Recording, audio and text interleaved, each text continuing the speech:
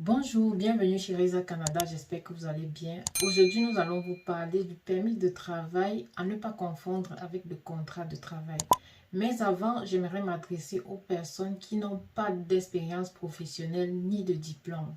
Lorsque vous n'avez pas de diplôme ni d'expérience professionnelle et que vous avez des projets d'immigration au Canada par le biais de travailleurs temporaires étrangers, il serait mieux pour vous d'aller sur Internet, de regarder les emplois qui sont à la demande au Canada et qui ne nécessitent pas une formation assez longue. Choisissez un métier et faites-vous former dans le domaine.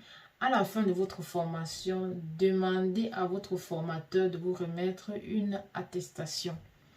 Vous pouvez être face à une offre d'emploi qui ne demande ni expérience professionnelle ni diplôme. Mais quand vous parcourez cette offre d'emploi, à la fin, l'employeur vous demande de soumettre votre CV. Si vous n'avez pas d'expérience professionnelle et vous n'avez pas d'autre formation, qu'est-ce que vous allez bien écrire dans le CV? Pourquoi l'employeur vous demande le CV? C'est pour voir si vous savez faire quelque chose de votre journée. Et si vous n'avez rien à dire, vous n'avez aucune formation comme vous avez l'habitude de me dire, il doit laisser tomber, il va passer à autre chose. Il en est de même aussi pour les personnes qui ont les formations et les expériences professionnelles qui ne sont pas à la demande au Canada. Faites-vous former, faites des petites formations. Ça doit étoffer votre CV. Et certaines personnes me disent que ça prend du temps. Le temps que vous prenez à chercher de l'emploi sans toutefois trouver, c'est du temps que vous gaspillez.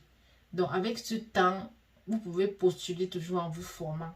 Alors, le permis de travail est une autorisation temporaire accordée aux étrangers pour leur permettre de travailler librement au Canada. Le plus souvent, vous devez avoir une offre d'emploi valide d'un employeur qui a reçu au préalable l'étude d'impact sur le marché, en abrégé EIMT. Vous êtes une personne admissible si vous prouvez au gouvernement que vous avez l'intention de quitter le territoire une fois que votre permis sera expiré. Vous ne représentez pas une menace ou un danger pour la sécurité nationale. Vous êtes en bonne santé.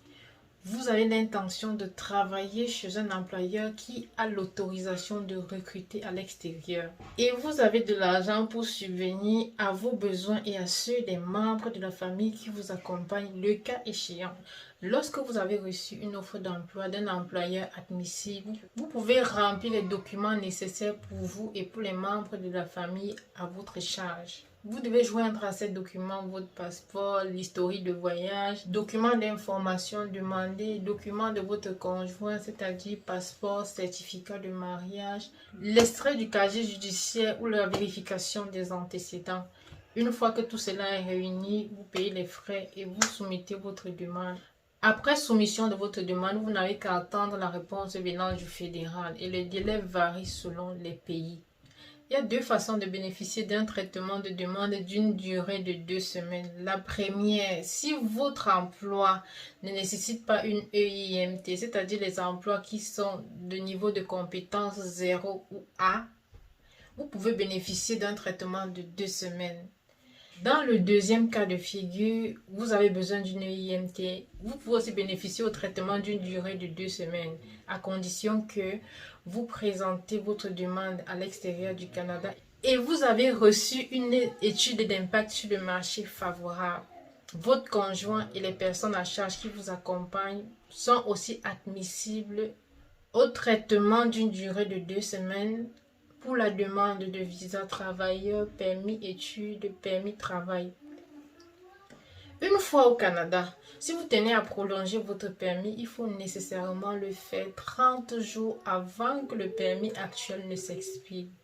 Bon, à ne pas oublier, le permis de travail nous autorise à travailler librement au Canada, alors que le visa nous permet d'entrer au Canada.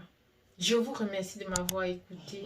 N'oubliez pas de vous abonner à la page, liker, partager. Merci bien.